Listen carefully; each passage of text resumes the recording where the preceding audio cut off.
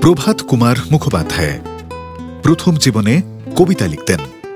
শোনা যায় তিনি গদ্য রচনা শুরু করেন রবীন্দ্রনাথ ঠাকুরের উপদেশে।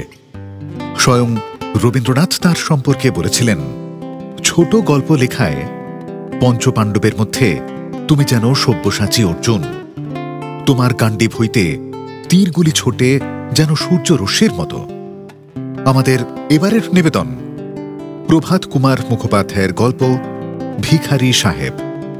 সমস্ত শ্রোতাদের কথা মাথায় রেখে ও অডিও পরিবেশনার সুবিধার্থে গল্পটির ভাষা সামান্য সহজ করা হয়েছে। গারোয়ান হরি তিওয়ারি, হেনরি ও মরিসনের চরিত্রে দেবাশিস বসু, গিরিবালা ও গিরিবালার মায়ের চরিত্রে প্রিয়াঙ্কা গুহ, আবহ ও শব্দ নিয়ন্ত্রণ অরিজিৎ পাল, গল্প পাঠে ও পরিচালনায় সৌভিক সাহা। শুরু হচ্ছে ভিখারি সাহেব প্রথম পর্ব। ধূমপান, মদ্যপান ও মাদক সেবন স্বাস্থ্যের পক্ষে ক্ষতিকর। তাড়াতাড়ি করে গাড়োয়ানকে ডাবল বকশিসের লোভ দেখিয়ে স্টেশনেও পৌঁছলাম, আর ট্রেনটাও ছেড়ে দিল। মহা মুশকিল। সন্ধ্যের আগে আর গাড়ি নেই। ঘড়িতে দেখলাম 1টা বেজে গেছে। কলিয়ারি ফেরবার এমন যে কিছু তাড়াতাড়ি ছিল তা নয়, তবে এখন থেকে সেই সন্ধে পর্যন্ত ট্রেনের অপেক্ষায় এই লম্বা সময়টা যে কিভাবে কাটাবো তার কিছু সম্বল ছিল না। গাড়ি থেকে নামলাম। ঘোড়া দুটো তখনও হাঁফাচ্ছে। তাদের গা থেকে টপ টপ করে ঘাম মাটিতে ঝরে পড়ছে। গাড়োয়ান বাচ্চার মুখখানা শুকিয়ে গিয়েছে। সেলাম করে বলল, হুজুর, আমার কিছু অপরাধ নেই, এই জানোয়ার দুটোকে মেরে ফেলেছি বললেই হয়। কথাটা মিথ্যে নয়। আমি তাকে কথার চেয়ে দ্বিগুণ পুরস্কারই দিলাম। তখন তার মুখে হাসি ফুটল। আমাদের চাকর হরি তিওয়ারি বলল, বাবু, ওয়েটিং রুমে জিনিসপত্রগুলো নিয়ে যাই। কাছেই একটা সুন্দর ছায়াযুক্ত নিম গাছ। ফুরফুর করে প্রাণ কেড়ে নেওয়া চৈতি হাওয়া বইছে। গাছটার দিকে আমি কিছুক্ষণ লোভীর মতো তাকিয়ে রইলাম। হরি তিওয়ারি অনেক কাল আমার সঙ্গে সঙ্গে ঘুরেছে। আমার মুখ দেখে মনের ভাব বুঝতে পারে। বলল, হুকুম করেন তো এই গাছের তলায় বিছানা বিছাই। আমি বললাম, তাই বিছাও, এইখানেই একটু আরাম করি। গাছতলায় সবুজ রঙের ঘাসের উপর একখানা কম্বল আর তার উপর শতরঞ্জি বিছিয়ে একটা তাকিয়া রেখে হরি তিওয়ারি আমার বিছানা করে দিল। আমি জুতো ছেড়ে কোটটা খুলে রেখে তাকিয়া হেলান দিলাম। নিজের অজান্তেই মুখ দিয়ে একটা শব্দ বেরিয়ে এলো, আহ! তিওয়ারি তামাক সাজতে গেল। তিওয়ারি চোখের আড়াল হওয়া মাত্র লম্বা চেহারার একজন বৃদ্ধ ইংরেজ এসে আমার বিছানার কাছে দাঁড়ালো।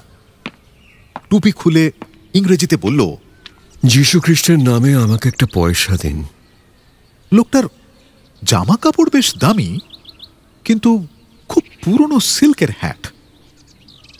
তার উপরকার কাপড়টাতে এত ধুলো জমেছে যে আগেকার কালো রং এখন ধূসরে পরিণত হয়েছে। সেটা যে সিল্ক তা অতি কষ্টে বোঝা যায়। কাপড় চোপড়েরও সেই অবস্থা। মাথার চুলগুলো বড় বড়, বাতাসে এদিক ওদিক উড়ছে। বয়স 60 বছরের কম হবে না। লোকটাকে দেখে হঠাৎ বিনা কারণে আমার মনে কেমন কৌতূহল জেগে উঠল। এর পেছনে নিশ্চয়ই কোনো ভগ্ন হৃদয়ের করুণ ইতিহাস আছে।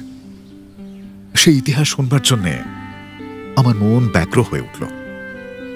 ভাবলাম, যতক্ষণ ঘুম না আসে ততক্ষণ একে নিয়েই সময় কাটাই। তাকে বললাম, এইখানে বসো। কি আপদ, আমার বিছানায় বসতে চায়। যদিও আমি ব্রাহ্ম মানুষ, ছোঁয়াছুঁই মানি না, তবু ওই জীবন্ত ভূতকে কি করে বিছানায় বসতে দিতে পারি। তাড়াতাড়ি বললাম, এই নিচে ঘাসে বসো না। লোকটা গর্বিতভাবে বলল, মশাই, আমার কাপড় ময়লা হয়ে যাবে যে। শুনে হাসি পেল। ভারী পরিষ্কার কাপড় কিনা। আমার বিছানার তলা থেকে কম্বলটা টেনে বার করে দিলাম। লোকটা পা দুটো ছড়িয়ে বসল। আমাকে জিজ্ঞেস করল, চুরুট খাবে? আমি বললাম, না, তুমি খাও। লোকটা চুরুট বার করল, অতি উৎকৃষ্ট হাভানা জাতীয় চুরুট। খুব আশ্চর্য হলাম, এই ভিখারি এত দামি হাভানা কোথায় পেল? চুরি টুরি করে আনেনি তো? এই সময় তিওয়ারি গুড়গুড়ি ভরে আনলো। আমিও তামাক সেবন করতে লাগলাম। তিওয়ারি ভুরু কুঁচকে ভিখারি সাহেবের দিকে দেখতে লাগলো। দুজনে ধূমপান করতে করতে কথাবার্তা আরম্ভ হল। নাম বলল হেনরি। আমি বললাম, ও তো খ্রিস্টান নাম, সারনেম কি? সে হেসে বলল, আমার সারনেম নেই। জীবনের ইতিহাস কিছুই বলতে চায় না, শুধু বলে, আমি খুবই গরিব, খেতে পাই না, পথে পথে ঘুরে বেড়াই। তোমার আর কে আছে? আমার মা বাপ কেউই নেই, আমি একটি অনাথ বালক। বালকই বটে। আবার জিজ্ঞেস করলাম, স্ত্রী পুত্র পরিবার? স্ত্রী পুত্র পরিবার আমার কেউই নেই। আমার মনে একটা মতলব এলো। ভাবলাম, অনেক বাঙালি তো সাহেব হয়েছে, একটা সাহেবকে বাঙালি করে দেখলে কেমন হয়? একে আমার কয়লা খনিতে নিয়ে গিয়ে কুলিদের সর্দার করব, ডাল ভাত খাওয়াবো, ধুতি চাদর পরিয়ে রাখবো। যদি রাজি হয়, এ একটা অভিনব দর্শনীয় পদার্থ হবে। একে কুড়িয়ে নিয়ে যাই। প্রস্তাব দিলাম। হেনরি অতি উৎসাহের সঙ্গে সম্মতি জানালো। বলল, ইয়েস বাবু, আমি বাঙালি হব। আমাদের জাতি বাঙালিকে অত্যন্ত ঘৃণা করে। আমি স্বয়ং বাঙালি হয়ে আমাদের স্বজাতির পাপের কতকটা প্রায়শ্চিত্ত করব। জগৎকে দেখাবো যে বাঙালিরা হেয় পদার্থ নয়। আমি মনে মনে হাসলাম। ভাবলাম, জগতের কানে যদি তোমার বাঙালি হওয়ার খবর পৌঁছয়, তবে জগৎ বলবে তুমি খাবারের সন্ধানে কাজ করেছ। বললাম, তবে চলো, সন্ধ্যের সময় গাড়ি। কোথাও যদি তোমার জিনিসপত্র কিছু থাকে তো নিয়ে এসো। বাবু, আমার আর কোথাও কিছু নেই। একটা কথা জিজ্ঞাসা করি, তোমাদের সেখানে ভালো হাভানা পাওয়া যায় তো? আমি বললাম, এত খবর রাখি না, বোধহয় পাওয়া যায় না। হেনরি মুখখানা গম্ভীর করে বলল, বাবু, তাহলে আমার যাওয়া হলো না। অদ্ভুত লোক, এদিকে খাবার জোটে না, অথচ হাভানা চুরুটটি চাই। রাস্তায় রাস্তায় ভিক্ষে করে বেড়াচ্ছে। আশ্রয় দিতে চাইলাম, কিন্তু এক হাভানা চুরুটের জন্য সবকিছু ছাড়তে প্রস্তুত।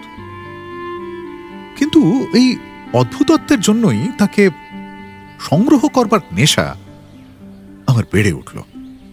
বললাম, তুমি চাও তো আমি কলকাতা থেকে হাভানা আনিয়ে দিতে পারবো। প্রতি সপ্তাহে আমার একজন করে চাপরাশি কলকাতায় যায়। শুনে হেনরি মহা খুশি, আমাকে অজস্র ধন্যবাদ দিতে লাগলো। বলল, বাবু, আমার একখানা হাভানা তোমাকে খেয়ে দেখতেই হবে। আমি চুরুট বড় একটা খাই না, কিন্তু হেনরি নাছোড়বান্দা। নিলাম একটা। দিব্য জিনিস। হেনরি খুব কাজের লোক বটে। আমার বাইরের ঘরে তাকে থাকতে দিয়েছি। বাঙালি সাজিয়েছি। বাঙালির পোশাক তাকে বেশ মানায়। সম্প্রতি আমার এক ইংরেজ বন্ধু আমার সঙ্গে দেখা করতে এসেছিলেন। তিনি হেনরিকে দেখে, হেনরির ইতিহাস শুনে খুব মজা পেয়েছেন। তার একখানা ফটো তুলে স্ট্র্যান্ড ম্যাগাজিনে কিউরিওসিটির কলমের জন্য পাঠিয়ে দিয়েছেন। নিচে লিখে দিয়েছেন, বাঙালি পোশাকে ইংরেজ। হেনরির একটু ছোট ইতিহাসও লিখে দিয়েছেন। ছবিটা স্ট্র্যান্ডে প্রকাশিত হলে অনেক সাহেব বাঙালি পোশাকের পক্ষপাতী হয়ে পড়তে পারেন। এদিকে খেয়ে দিয়ে এখন হেনরির চেহারার পরিবর্তন হয়েছে। বাস্তবিক সেই তেজি ইংরেজ মূর্তি বাঙালি পোশাকে এক অভিনব অপূর্ব দৃশ্য। কুলিরা তার এমন বশ হয়ে গেছে যে আমাকে দিনে 2 বার সেলাম করে তো তাকে 10 বার করে।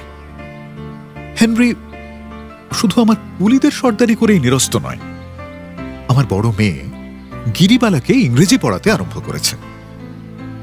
মেয়েটাও হেনরির এমন নামটা হয়েছে যে এই মাসখানেকের মধ্যে তাকে একরকম চলনসই বাংলা শিখিয়ে নিয়েছে। তাকে সে বলতো হেনরি কাকা। প্রথম দিন শুনে আমার হাড় জ্বলে গেল। গিন্নির সামনে গিরিকে বললাম, কিরে রাক্ষুসি, তোর বাবার থেকেও বয়সে ছোট নাকি? জ্যাঠা বল, নয়তো মামা বল। তারপর থেকে গিরি তাকে ডাকতো হেনরি দাদা।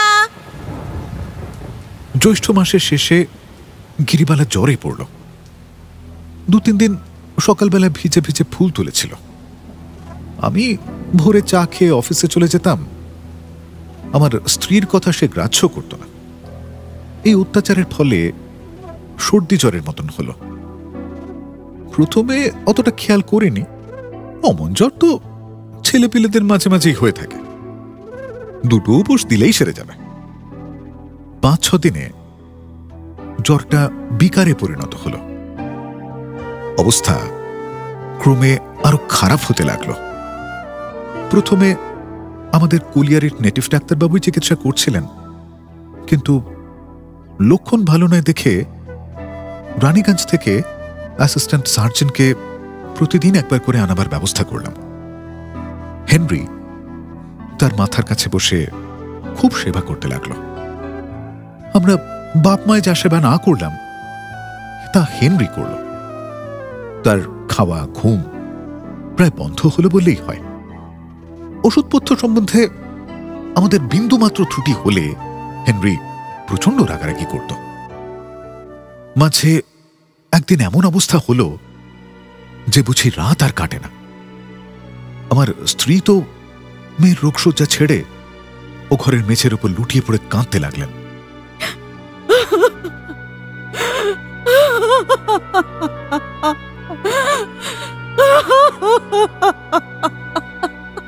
আমারও হাত পা অবশ হয়ে আসতে লাগলো। রানীগঞ্জের ডাক্তারবাবু অন্যদিন সন্ধ্যের গাড়িতে ফিরে যেতেন, সেদিন আর যেতে পারেননি। ঘন্টায় ঘন্টায় ওষুধ পরিবর্তন হতে লাগলো। রাত্রি 2টো নাগাদ ডাক্তারবাবু একটা নতুন ওষুধ তৈরি করতে লাগলেন। যখন যে ওষুধ দেওয়া হতো হেনরি সাবধানতার সঙ্গে তা দেখত, প্রশ্ন করে করে ডাক্তারবাবুকে বিরক্ত করে তুলত। এবার সে বলল, now I won't allow that. এই ওষুধ আমি দিতে দেব না।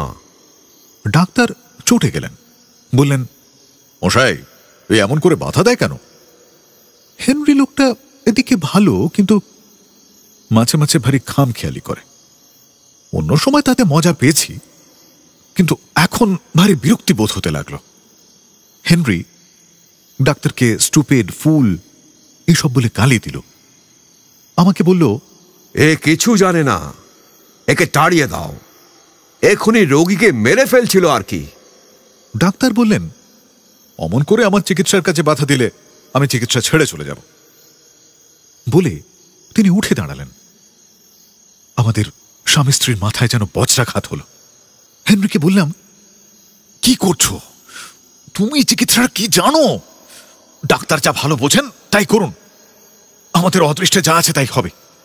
হেনরি বলল, অদৃষ্ট আবার কি? চেনে শুনে এই ওষুধ খাওয়ালে নিশ্চিত মৃত্যু। 8 ঘন্টার মধ্যে গা হিম হয়ে নাড়ি ছেড়ে যাবে। ডাক্তারবাবু হেনরিকে বললেন, তুমি ভারী পণ্ডিত দেখছি, কেন নাড়ি ছেড়ে যাবে কেন? আমি বললাম, হেনরি ডাক্তারবাবু যা বলছেন তাই আমার ঠিক বলে মনে হচ্ছে, তুমি কোনো ভয় পেও না। শেষে হেনরি ডাক্তারকে বলল, আচ্ছা তবে তোমার ওষুধই দাও, কিন্তু যদি আমার মেয়ে মরে যায় তাহলে তোমাকে হত্যাকারী বলে পুলিশে দেব। আর তুমি যে ওষুধ দিচ্ছ তার একটা তালিকা করে নাম দস্তখত করে রাখো। এই বলে খুব তাড়াতাড়ি প্রেসক্রিপশনটা লিখে ফেলল। ডাক্তারকে বলল, সই করো। ডাক্তারবাবু ইতস্তত করতে লাগলেন। আমি দেখলাম এদের ছুটঝামেলার মধ্যে পড়ে আমার মেয়ের প্রাণ যায়। আমি ডাক্তারবাবুর হাত ধরে বললাম, ডাক্তারবাবু ওটা পাগল, ওর কথা শুনবেন না, আপনি যে ওষুধ ইচ্ছে তাই দিন। প্রেসক্রিপশনটা হেনরির হাত থেকে কেড়ে নিয়ে আমি টুকরো টুকরো করে ছেড়ে ফেললাম। ওষুধ দেওয়া হলো। হেনরি প্রচন্ড রেগে গিয়ে বলল, ঈশ্বর তোমাদের মার্জনা করুন। ডাক্তারের কাছে একটা ভালো থার্মোমিটার ছিল, 8 মিনিট রাখলেই কাজ হয়। 5 মিনিট অন্তর তাপ নেওয়া হতে লাগলো। হু হু করে টেম্পারেচার নামছে। ডাক্তারের মুখ শুকিয়ে গেল। মেয়ের হাত পা ঠান্ডা হয়ে আসছে দেখে আমার স্ত্রী কেঁদে উঠলেন।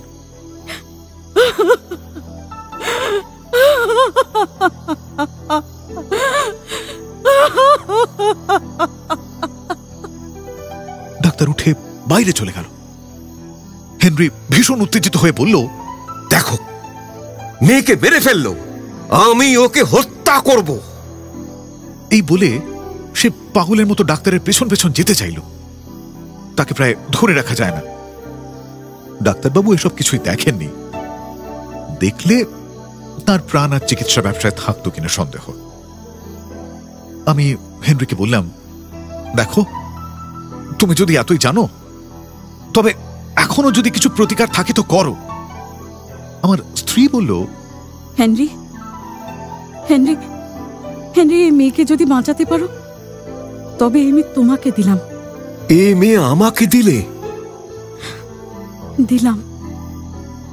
হেনরির মুখ আনন্দে ভরে উঠল। সেই বিপদের সময়ও তার ভাব দেখে অবাক হয়ে গেলাম। লোকটা পাগল নাকি? ঈশ্বর সাক্ষী, এই মেয়েকে যদি বাঁচাতে পারি, এ মেয়ে আমার। আমার স্ত্রী কাঁদতে কাঁদতে বললেন, হ্যাঁ হেনরি, এই মেয়েকে যদি বাঁচাতে পারো তবে তবে এই মেয়ে তোমার। আচ্ছা, তবে একবার চেষ্টা করে দেখি বলে ডাক্তারের ওষুধের বাক্সটা কাছে টেনে নিল। খুব তাড়াতাড়ি কি একটা ওষুধ তৈরি করল, গিরির মুখে ঢেলে দিল। কিন্তু সেই ওষুধ গিরির ঠোঁটের কোণ দিয়ে গড়িয়ে পড়ে গেল। সেই দেখে হেনরি সূচের মতো কি একটা যন্ত্র বার করল, আর সেটা ওষুধে ভিজিয়ে ভিজিয়ে গিরির শরীরের বিভিন্ন জায়গায় বিঁধিয়ে দিতে লাগলো। 5 মিনিট পর শরীরে উত্তাপ বাড়ল। 10 মিনিট, 15 মিনিট, আধ ঘন্টা। তখন আবার গিরিবালার পুরো জ্বর। হেনরি আহ্লাদে আটখানা।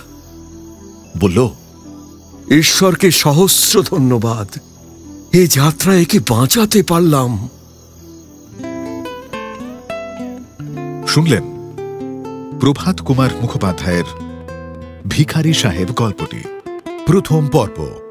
এমন আরো অনেক গল্পের জন্য সঙ্গে থাকুন ক্লিক অ্যাপের।